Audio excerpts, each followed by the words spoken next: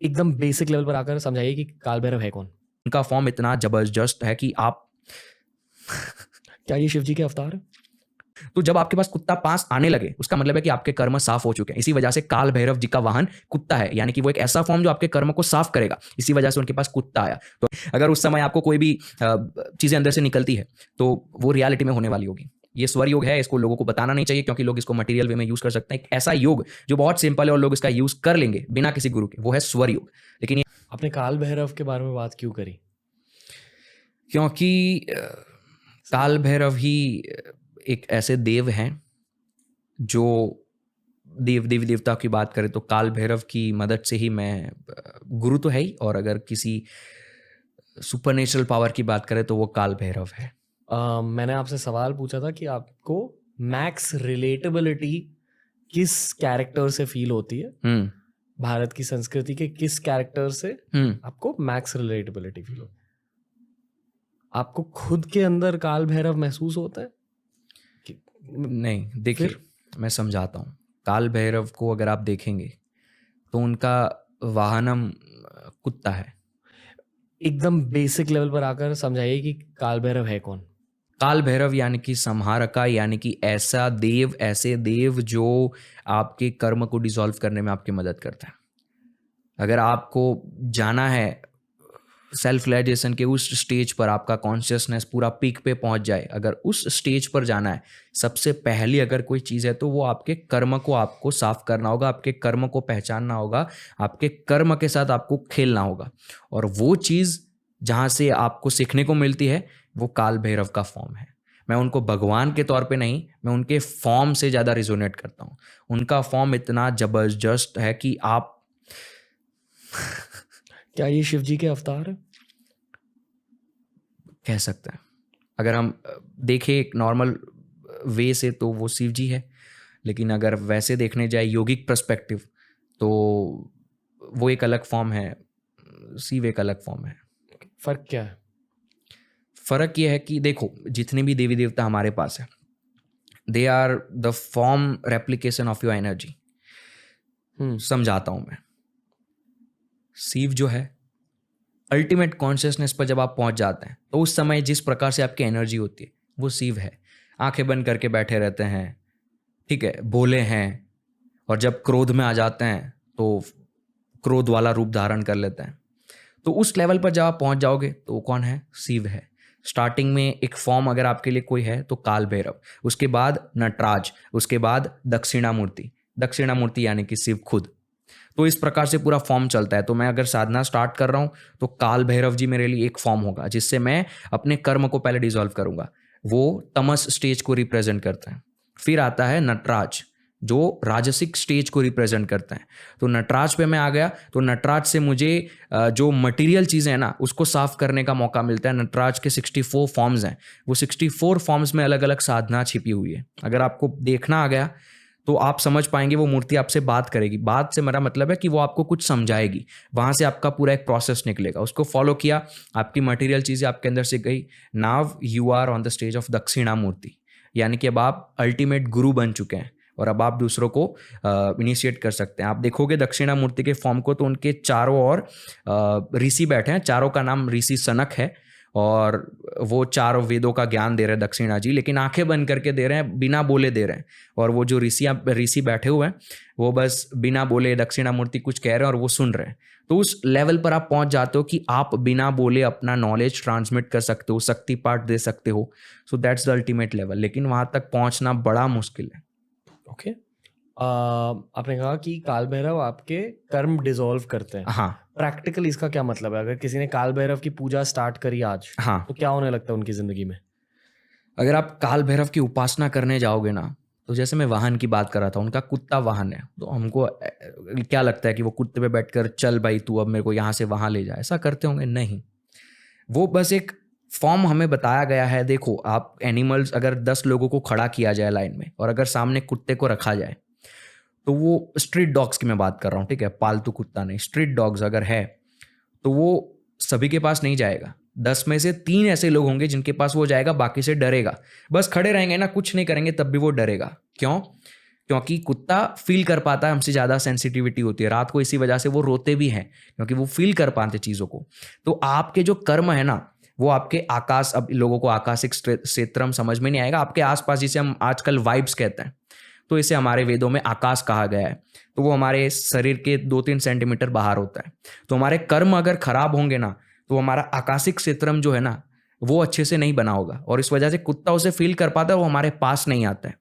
तो जब आपके पास कुत्ता पास आने लगे उसका मतलब है कि आपके कर्म साफ हो चुके हैं। इसी वजह से काल भैरव जी का वाहन कुत्ता है, यानी कि वो एक ऐसा फॉर्म जो आपके कर्म को साफ करेगा। इसी वजह से उनके पास कुत्ता आया। तो अगर आप तांत्रिक वैसे उपासना करने जाओगे काल भैरव की तो पहले वही चेक किया जाएगा आपके पास कुत्ता आ रहा है या नहीं आ रहा है। कुत्ता आ रहा है तब जाकर आप काल भैरव की उपासना कर पाओगे, यानी कि यू आर नाउ रेडी। इसी वजह से फॉर्म में वो दिखाया गया है। उनके हाथ में आपको सर्प देखने को मिलेगा जो डमरू के ऊपर है, तो उस पूरे फॉर्म को संहारका कहा जाता है। वो ये दर्शा रहा है कि आपका जो वो एक सिंबॉलिज्म है, सिंपल सिंबॉलिज्म, कि आपके कर्म पर्टिकुलर काल भैरव की उपासना से साफ होने लगेंगे, क्लीन होने लगेंगे। वो उपासना करो, मंत्र होते हैं काल भैरव जी के, बहुत सारी चीज़ें होती है, बट पब्लिक प्लेटफॉर्म पे लोगों के लिए नहीं है। क्यों? क्योंकि काल भैरव एक फियर्स फॉर्म है, और अगर आज कोई करने लगेगा विदाउट एनी ऑब्जर्वेशन, गुरु की गाइडेंस के बिना, तो शायद वो डर जाएगा, शायद उसके ऊपर ट्रॉमा में चला जाए, उसके ऊपर कुछ ऐसा हो जो नॉर्मल लाइफ में आ ही ना पाए फिर से। तो इस प्रकार से चीज़ें हैं, और इसी वजह से मैं काल भैरव से ज़्यादा रिजोनेट करता हूँ। और मैं जहाँ रहता हूँ वहाँ भी काल भैरव जी का बहुत पुराना शिवलिंग है, और मेरे घर के बस थोड़े ही दूर है। और मैं वहाँ जब बैठता हूँ तो मुझे किसी गुरु की ज़रूरत नहीं होती है, मैं बस आंखें बंद कर दूँ सब कुछ हो जाता है। तो इसी वजह से मेरे लिए काल भैरव बड़े महत्वपूर्ण है, और जो मैं रुद्राक्ष पहनता हूँ वो भी काल भैरव कॉन्सेक्रेटेड रुद्राक्ष ही है। So that is helping me. कर्म को आप इस प्रकार से डिसॉल्व कर सकते हो। काल भैरव का रुद्राक्ष अगर आपके पास है और अगर आप पहन के चलते हो, slowly it will lose you up. मतलब क्या प्रैक्टिकली, मतलब क्या प्रैक्टिकली अगर हम बात करें तो देखो, संचिता कर्म जो मैंने स्टार्टिंग में समझाया उसको हम कुछ नहीं कर सकते, वो हमारे पुराने लाइफ टाइम्स के, इस लाइफ के नहीं है।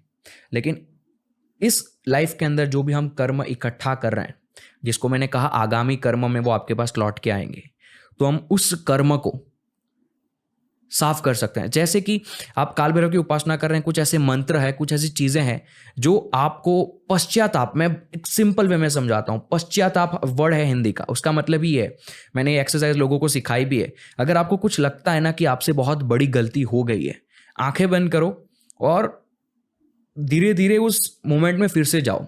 जो आपने गलती करी थी उसको आपके ही मोमेंट में ठीक करने की कोशिश करो, आंखें बंद करके उस पूरे टाइम को फिर से रिलीव करने की कोशिश करो। जब आप ऐसा करोगे ना तो आपके न्यूरोलॉजिकल पाथवे में वो चीज़ क्लीन हो जाएगी। आपके कर्म आपके न्यूरोलॉजिकल पाथवे में, आपने कुछ किया, आपके अंदर एक गिल्ट है, वो आपकी न्यूरोलॉजिकल पैटर्न के अंदर बैठ गई है, उसकी वजह से आप कुछ और आगे आने वाले टाइम में गलत करोगे। लेकिन अगर आप हर रोज महीने भर प्रैक्टिस कर रहे हो कि आपकी पुरानी चीज़ को आप अपने आंखें बंद करके उस टाइम को फिर से जी कर उसे साफ कर रहे हो, तो धीरे धीरे आपके न्यूरोलॉजिकल पैटर्न में ये चला जाएगा कि वो चीज़ आपने फिर से करी और वो सही करी। क्योंकि न्यूरोलॉजिकल पैटर्न सबकॉन्शियस माइंड को टाइम नहीं पता होता है, it is beyond time, and that's काल भैरव, बियॉन्ड टाइम। सो आपका सबकॉन्शियस माइंड बियॉन्ड टाइम है, और आप सबकॉन्शियस माइंड की मदद से आपके उस मोमेंट को रिलीव करके उसको फिर से सही कर रहे हो, तो आपके न्यूरोलॉजिकल पैटर्न को ये लगेगा कि आपने रियलिटी में वो चीज़ करी, एंड फॉर दैट उसकी वजह से आपके आगामी कर्म क्लीन हो सकते हैं। Now you are ready for Nataraja. Okay, अभी नटराजा के बारे में बताइए, जो आपने कहा कि राजसिक रूप है, और आपने कहा कि उनके स्टैच्यू से आपको कुछ सीख मिलती है। हाँ, मतलब क्या? अब तांडव हम कहते हैं, महादेव तांडव करते हैं, तांडव करते हैं। लोगों ने इसको बड़ा गलत समझ रखा है कि तांडव कर रहे हैं मतलब गुस्से में तांडव करने लगे। नहीं, नटराजा को आनंद तांडव कहा जाता है। ब्लिस में डांस कर रहे हैं, वो हंसते हुए डांस कर रहे हैं, खुशी इतनी है कि कंट्रोल नहीं हो रहा है, वो डांस कर रहे हैं। लेकिन फॉर्म्स में जितनी भी चीज़ें दिखाई गई, अलग अलग तांडव है, वो अब सारे गुरु दीक्षा तांत्रिक में ही होते हैं। तांडव के नाम, तांडव से कैसे आप चीज़ें सीख सकते हो। लेकिन जो नटराज है वो आनंद तांडव, सिंपल एक बेसिक तांडव जिसको हम सब जानते हैं, सबके घरों में उनकी मूर्तियाँ भी होती है। अगर आप उन्हें देखोगे तो उनके नीचे एक छोटा बौना आदमी यानी कि ड्वार्फ है, जिसके ऊपर वो डांस कर रहे हैं, जिसे अपस्मारा कहा जाता है। अपस्मरा का ऑपोजिट होता है स्मरण। स्मरण का अपोजिट अपस्मरण, तो अपस्मरण का वो छोटा वर्ड है अपस्मरा। तो जब आपके काल भैरव की मदद से आपके कर्म डिसॉल्व हो गए, नाव आप कर्म डिसॉल्व करने के बाद एक ऐसे स्टेज पे पहुंच गए हो जहां पर आपको पता है कि आपको कैसे जीना है, यू आर कॉन्शियस। तो स्मरण का मतलब कॉन्शियसनेस, और स्मरण का अपोजिट अपस्मरण, और अपस्मरण के ऊपर वो खड़े, यानी कि अपस्मरण को दबा दिया, यानी कि जो आप अवेयर नहीं रहते थे वो चीज उनके पैर के नीचे दब गई, और फिर वो ब्लिस में डांस कर रहे हैं, कॉन्शियसनेस से डांस कर रहे हैं। अब उस डांस के अंदर उनका एक पैर ऊपर होता है, तो वो पैर जो उनका हमेशा जितने भी तांडव है उनमें एक पैर उनका ऊपर ही होता है।